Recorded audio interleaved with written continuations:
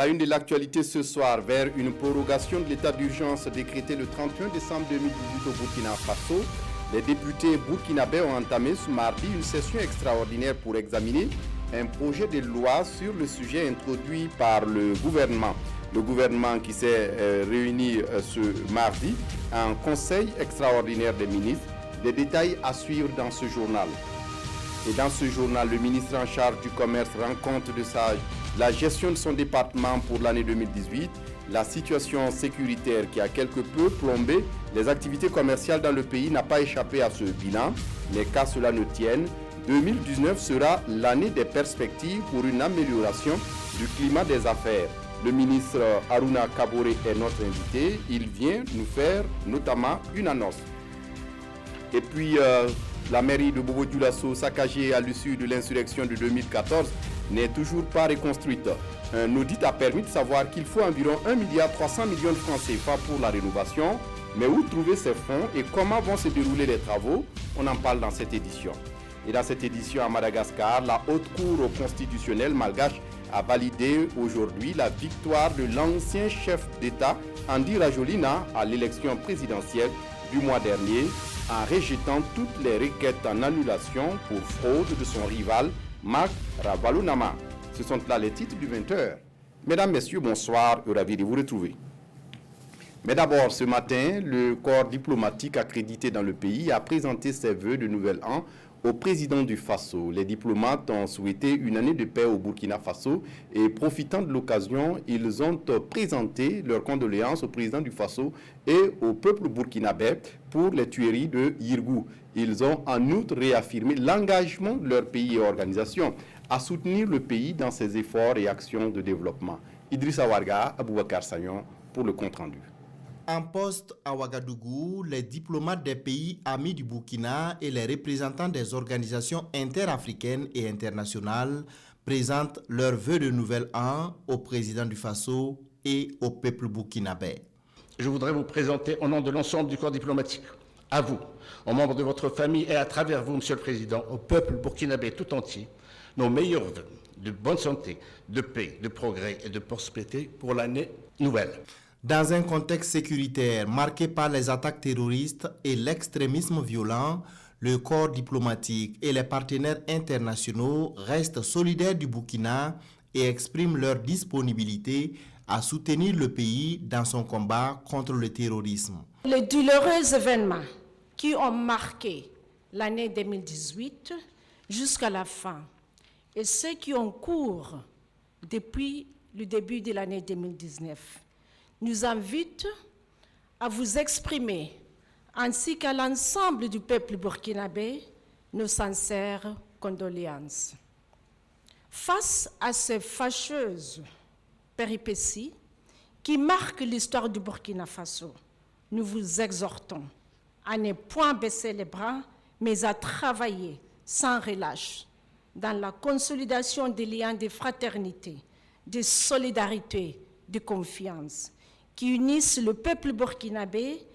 On peut imaginer que le Burkina Faso est un navire qui traverse une mer très agitée. La houle est très forte, les vagues sont très élevées, mais le capitaine garde le cap. Et nous souhaitons pour tous, pour le Burkina Faso, qu'il puisse atteindre une mer plus calme. Pour le président du Faso, l'objectif des attaques terroristes reste la déstabilisation du pays. Le récent drame survenu à Yirgou, dans la province du Sanmatenga et dans les autres localités le 27 décembre dernier, a engendré une escalade de violences intercommunautaires sans précédent dans notre pays. Ce qui est arrivé est inacceptable et ne restera pas impuni car touchant à notre unité et à notre cohésion. La lutte sera longue certes, mais nous demeurons convaincus que nous viendrons à bout de ce fléau. Le président du Faso a en retour adressé ses vœux de nouvel an au corps diplomatique tout en invitant la communauté internationale à respecter ses engagements en faveur des pays en développement. Dans l'actualité ce soir, l'Assemblée nationale du Burkina Faso vient de procéder à l'ouverture d'une session spéciale qui va examiner un projet de loi portant prorogation de l'état d'urgence adopté par le gouvernement en Conseil extraordinaire des ministres ce mardi 8 janvier 2019. La loi autorise le gouvernement burkinabé à décréter l'état d'urgence pour une durée n'excédant pas 12 jours. Explication, Frédéric Etienne Bassenga. Sans distinction aucune. L'Assemblée nationale observe une minute de silence en mémoire des victimes de Yirgou dans la commune rurale de Bassalgo. Situation urgente, mesure exceptionnelle. Cette session spéciale de l'Assemblée nationale doit se pencher sur le projet de loi portant autorisation de prorogation de l'état d'urgence adopté ce matin par le Conseil des ministres extraordinaires. Honorables députés, parce que des groupes criminels nous ont imposé la guerre, parce que la stabilité du Burkina Faso est en danger, parce que la sécurité des Burkinabés est menacée, parce que l'avenir de nos enfants est en jeu, je demande à la représentation nationale d'examiner en conséquence le présent projet de loi portant prolongation de l'état d'urgence. Sur toute l'étendue du territoire national, nous avons l'obligation de protéger nos compatriotes sans distinction d'appartenance religieuse, ethnique ou politique. C'est une exigence que nous devons tous porter. Certes, le point à l'ordre du jour de cette session spéciale émane d'une décision de l'exécutif. Mais il nous appartient tous, sans considération d'appartenance politique ou idéologique, d'examiner le projet de loi pour l'intérêt général dont il est porteur et non pour toute autre considération. Bala Sakandé saisit l'occasion pour exprimer ses condoléances aux parents des personnes tuées à Yirgou avant d'appeler les autorités compétentes à faire la lumière sur ce drame. Sans complaisance aucune, les commanditaires, les auteurs et les complices de cette horreur doivent être traduits devant les juridictions compétentes afin de subir la loi dans toute sa rigueur.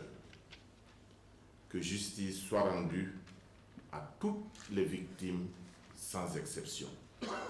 C'est ce vendredi que les députés donneront le quitus ou pas à cette prorogation de l'état d'urgence. Cette session spéciale sera clôturée le lundi 14 janvier. Au ministère du Commerce, l'heure est au bilan. Face à la presse hier lundi, le ministre Aruna Kaboré s'est donc acquitté d'un devoir de redevabilité en revenant sur les activités menées par son département pour l'année écoulée. Un bilan jugé satisfaisant avec des perspectives heureuses pour l'amélioration du climat des affaires au Burkina Faso. Nongba Kouda, Inijanine Kambire. De l'organisation des journées de l'entrepreneuriat burkinabé et du Forum ouest africain de développement des entreprises Africalia, de la tenue du CIAO en passant par la couverture de toutes les régions par le CEFOR, la création et l'opérationnalisation de la brigade mobile de contrôle et l'opérationnalisation en cours du projet portail virtuel. Bref, autant d'actions menées au titre de 2018, en dépit de la précarité du contexte sécuritaire. S'agissant particulièrement du financement des PMI-PME, les réalisations notables sont le financement de projets innovants d'un montant d'1 milliard 180 775 150 000 francs CFA, la signature le 20 décembre 2018 d'une convention de partenariat entre Orabank et l'Agence pour le financement des PME pour le financement des PME à hauteur de 5 milliards de francs CFA au moins par an pendant 3 ans. L'opérationnalisation du fonds d'appui à la promotion des exportations pour mieux accompagner les exportateurs, la réalisation de 10 études de marché sur les filières porteuses, à savoir le sésame, l'anacade, les mangues, la karité, le bétail viande, le cuir et peau, les oignons, les tomates, le textile, l'habillement et miel. Au ministère du Commerce, de l'Industrie et de l'Artisanat, des projets industriels et des initiatives sont en cours de réalisation et devront se poursuivre en 2019. Il faut retenir la poursuite de l'aménagement de la nouvelle zone industrielle de Bobo-Dioulasso, route de Bama, secteur 23, la phase 2, le partenariat entre l'État et le groupe turc Aïka Textile et Investment Group en vue de l'implantation d'un complexe industriel de transformation de coton au Burkina Faso dans 3 localités, à savoir Ouagadougou, Koudougou et Bourg-du-Lasso. En ce qui concerne la lutte contre la fraude et la concurrence, la création le 21 mai 2018 et l'opérationnalisation de la brigade mobile de contrôle, son intervention a permis au niveau du secteur de l'huilerie la fermeture de 44 unités clandestines. Le département de Harouna Kaboré entend poursuivre les efforts. Le but est de rendre le commerce plus dynamique, accroître le potentiel du secteur informel, faire de l'artisanat un secteur porteur de croissance par une promotion d'entreprises artisanales de référence et enfin promouvoir la création d'industries de transformation des produits locaux et stimuler leur consommation. Le ministre Harouna Kaboré est avec nous sur ce plateau. Bonsoir, monsieur le ministre. Bonsoir. Et merci de venir répondre à nos questions et de nous donner des éclairages sur vos activités. Vous êtes là notamment pour nous parler d'une annonce. De quoi s'agit-il exactement? Merci pour votre invitation. Je voudrais indiquer que, en raison donc de la tendance baissière sur l'évolution des coûts des produits pétroliers au niveau international et en application du nouveau mécanisme de réajustement automatique des prix des produits à la pompe, le gouvernement burkinabé a décidé d'appliquer donc une baisse sur le prix donc des produits pétroliers donc au niveau donc de la pompe. Et à ce niveau, je voudrais indiquer que les prix du Super 91 passe de 677 francs CFA à 657 francs CFA le litre, soit une baisse de 20 francs CFA. Et le prix du gasoil passe de 601 francs CFA à 571 francs CFA le litre, soit une baisse de 30 francs CFA. Le prix du pétrole lampant, lui, passe donc de 538 francs CFA à 455 francs CFA par litre, soit une baisse de 83 francs CFA.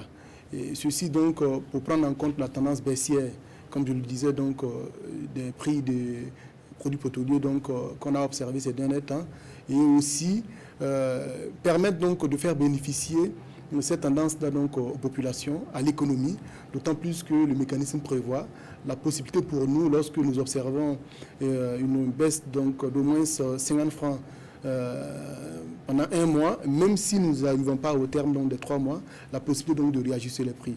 Et nous pensons effectivement qu'il est bon de faire profiter aux populations donc, cette baisse-là et de faire profiter à l'économie cette baisse également. Et c'est pour cela que le gouvernement a pris cette décision à l'effet donc, de satisfaire, j'allais dire effectivement, donc, la consommation, l'effet de satisfaire l'économie et de continuer à encourager la production dans notre pays. Oui, monsieur le ministre, tantôt baisse, tantôt hausse. Et les partenaires sociaux avaient souhaité un retour aux anciens prix. Qu'en est-il exactement? Le rôle d'un gouvernement, c'est d'être toujours à l'écoute des populations. C'est pour cela qu'on est là. Et nous devons effectivement donc, de le faire à la limite donc, des moyens du pays.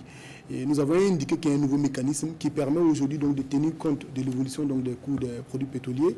Et de telle sorte qu'au cours d'une année, nous fassions en sorte que l'évolution et l'augmentation ne puissent pas dépasser donc, le montant de 100 francs. C'est-à-dire que si nous nous retrouvons dans une situation où le coût du baril augmenterait pour qu'on soit obligé donc d'augmenter le carburant au-delà donc de 100 francs, nous mettrons automatiquement en place, j'allais dire en œuvre, le mécanisme de subvention. Voilà. Donc ça c'est une chose effectivement donc, qui est claire par rapport donc, au nouveau mécanisme, parce que nous pensons qu'il faut continuer donc à permettre aux consommateurs de bénéficier. En même temps, si nous constatons en tout cas qu'il y a une baisse à ce niveau, nous réagissons automatiquement. L'idée c'est quoi? C'est d'être dans la transparence, pour permettre aux Burkinabés à chaque fois de profiter donc de la baisse donc, des coûts, mais aussi de les protéger en cas donc, de hausse-baisse pour éviter qu'il n'y ait pas d'augmentation de plus de 100 francs l'année. Au cours d'un trimestre par exemple, lorsque nous constatons effectivement donc qu'il y a évolution, là aussi des réajustements peuvent se faire et cela ne dépasse pas donc 75 francs quand il s'agit donc du trimestre. Et comme je le disais, lorsque dans le même trimestre nous constatons qu'il y a une évolution donc de 50 francs, nous faisons profit. C'était exactement la situation à laquelle on est aujourd'hui, où nous constatons quand même qu'il y a une baisse au niveau donc du super autour donc de 79 francs le litre donc par litre donc de baril, et au niveau donc du gazole autour donc de 5 francs. Donc par le mécanisme de la pondération, vous avez vu effectivement qu'on a essayé de faire une répartition pour permettre donc de bénéficier d'une réduction de 20 francs au niveau du super et de permettre donc de bénéficier d'une réduction de 30 francs au niveau donc du gasoil. Et ça permet donc une utilisation directe, ça permet donc de faire fonctionner l'économie.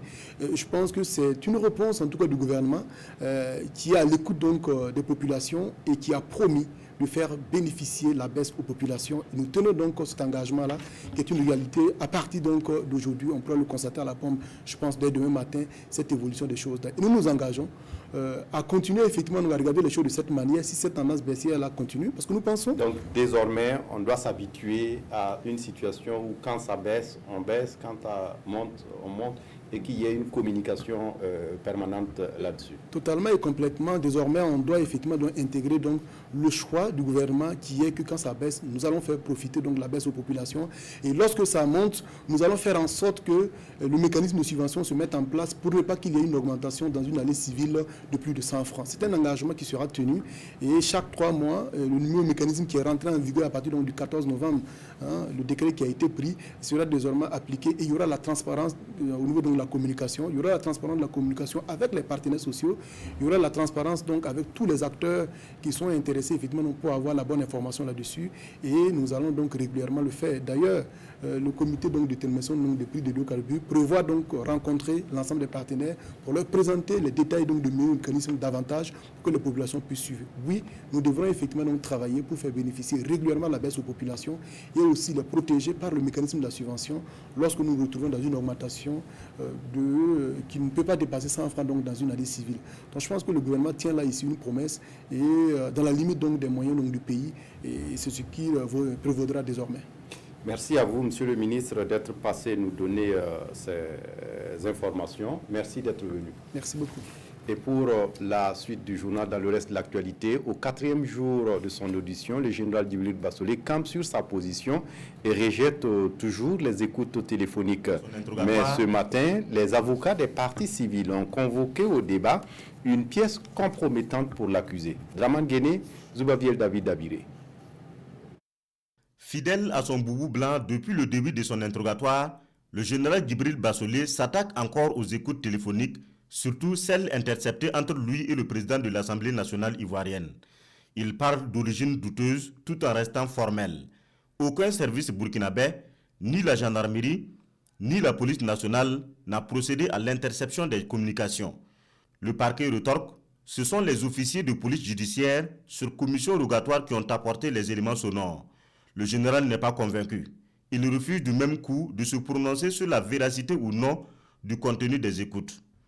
L'interrogatoire du général Djibril Bassolé prend une autre tournure quand la parole est donnée aux avocats des partis civils.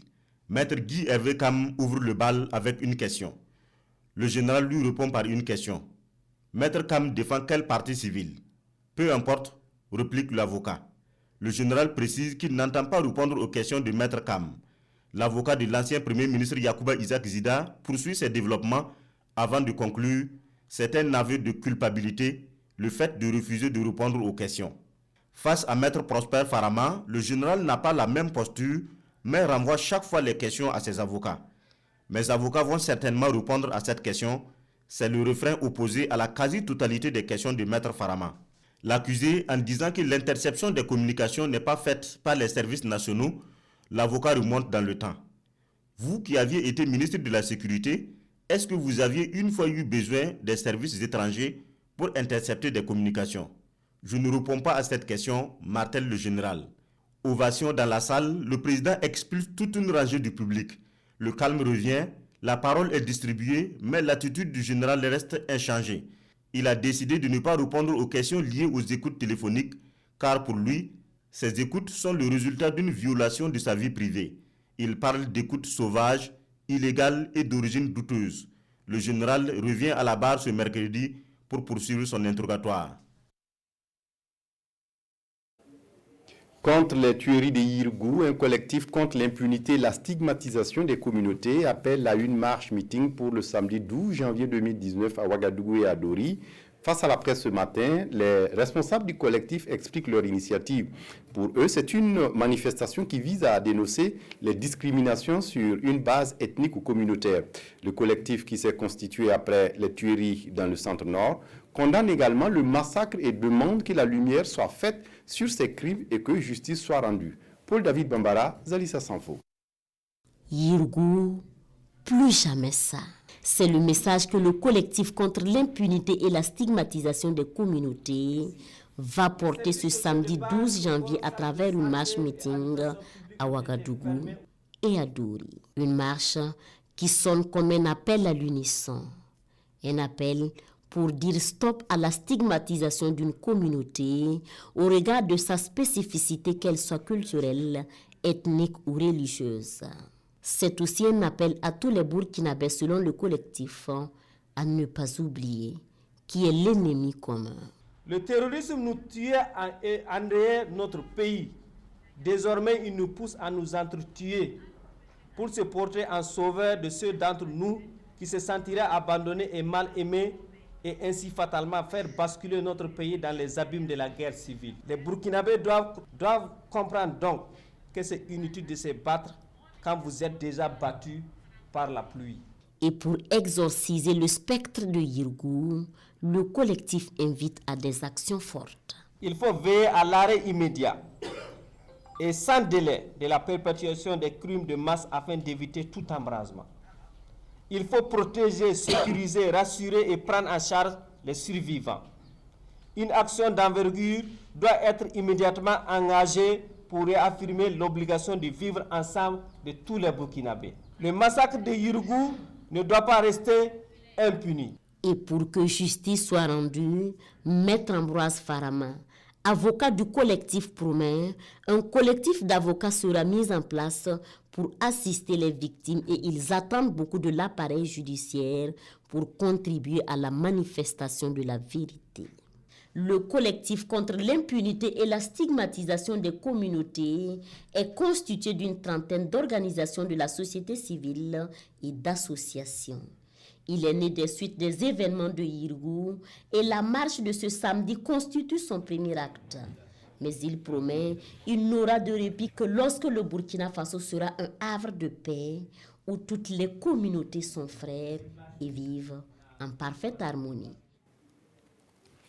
L'Université polytechnique de Dori est désormais opérationnelle. Elle a débuté ses activités pédagogiques ce 7 janvier 2019 en présence du ministre de l'Enseignement supérieur, de la Recherche scientifique et de l'Innovation ainsi que de ses collaborateurs.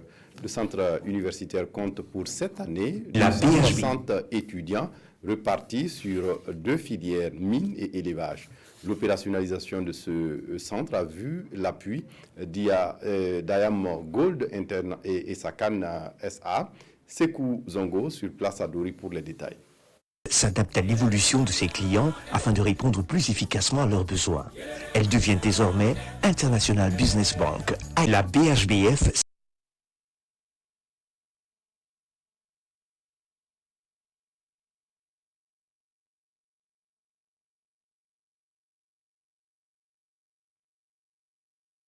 L'Université polytechnique de Dori, désormais opérationnelle, elle a débuté ses activités ce 7 janvier 2019 en présence du ministre de l'Enseignement supérieur, de la Recherche scientifique et de l'Innovation, ainsi que de ses collaborateurs. Le centre universitaire compte pour cette année académique 260 étudiants repartis sur 2 filières, mines et élevage. Sekou Zongo sur place à Dori pour les détails. Nous trouverons Sekou Zongo plus tard. Ce 7 janvier 2019, le comité de réhabilitation de la mairie centrale de Bobo-Dioulasso a tenu une conférence de presse pour parler des grandes étapes de rénovation de l'édifice. À cet effet, le comité a fait l'état que la description des travaux. Il était question pour le comité de parler de financement au compte de la réhabilitation du bâtiment qui s'élève à plus d'1,3 milliard de francs CFA. Kassoum Milogo, Moumouni Baro sur place à Bobo pour les détails. La BHBF.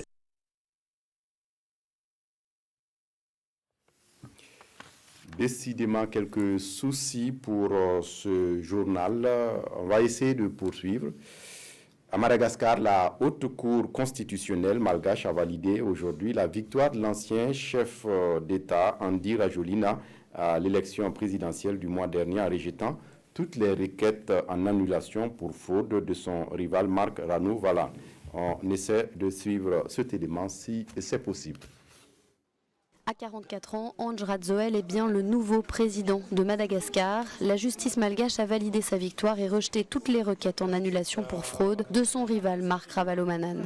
Le mois dernier, la commission électorale avait annoncé la nette victoire d'Ange Radzoel, 55,66% des voix au second tour contre 44,34% à son prédécesseur à la tête du pays. Mais Marc Ravalomanan avait immédiatement saisi la Haute Cour constitutionnelle, arguant de fraude massive.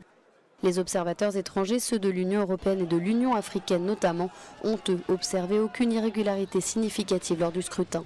Ces derniers jours, et malgré l'interdiction des autorités, des centaines de partisans de Ravalomanan ont manifesté à plusieurs reprises à Antananarive, la capitale, pour exiger la vérité des urnes. Ange Radzoel est l'ancien maire d'Antananarive. Il a été à la tête d'une présidence de transition du pays jusqu'en 2014. Son investiture est prévue le 25 janvier. Et puis en sport, la Confédération africaine de football CAF a attribué l'organisation de la 32e édition de la Coupe d'Afrique des Nations de football à l'Égypte. En rappel, l'organisation de la CAN 2019 avait été retirée au Cameroun le 10 décembre 2018. Cette 32e CAN va se disputer du 15 juin au 13 juillet 2019 et verra la participation de 24 nations du continent. Les étalons devront battre la Mauritanie en fin mars à Ouagadougou et espérer un faux pas de l'Angola au Botswana pour être au pays des pharaons pour la prochaine CAN. Je suis heureux de vous annoncer que c'est l'Égypte qui va accueillir la CAN 2019. L'annonce faite ce mardi à Dakar par le président de la Confédération africaine de football a été saluée comme il se doit par la délégation égyptienne qui avait fait le déplacement. Les Pharaons ont déjà accueilli à 4 reprises la Coupe d'Afrique des Nations, dont la dernière fois en 2006. Leur dossier a donc été préféré à celui de l'Afrique du Sud, alors que le Maroc, pourtant pressenti, n'avait pas fait acte de candidature.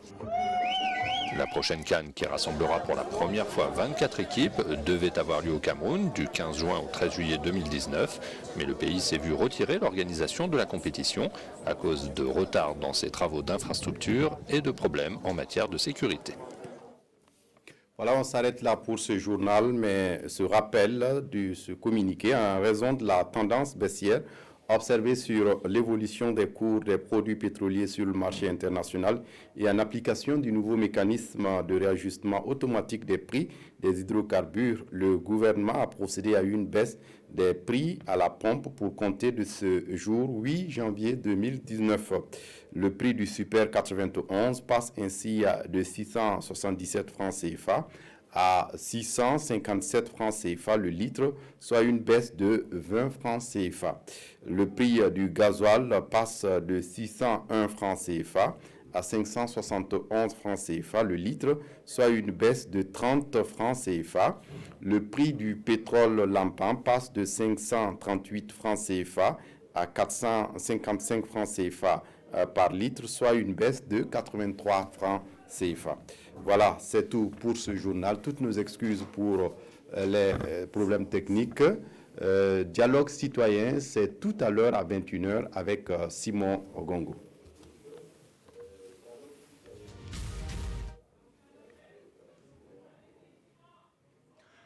Voilà, vous l'avez dit donc, Fousseni Kindo, Dialogue citoyen, c'est ce soir avec le ministre du Développement de l'économie numérique qui est notre invité. Avec elle, il sera question de l'accès au réseau de télécommunications et Internet ou le développement des startups. Avec elle également, nous allons parler de l'introduction du numérique dans l'administration publique. Ce sont là les engagements du candidat Roch-Marc Christian Kaboré en 2015 lorsqu'il était candidat. 3 ans après, que deviennent ces promesses? Adja Fatmata Asano Ouattara vient répondre à ces questions tout à l'heure en direct sur ce plateau. Et ce sont les citoyens qui posent des questions. Ne bougez surtout pas. C'est tout à l'heure, donc à 21h. Simon Gongo, rendez-vous donc pris pour 21h pour Dialogue Citoyen. Toutes nos excuses une fois de plus pour ce journal un tout petit peu escamoté. Excellente suite de programme sur la RTV.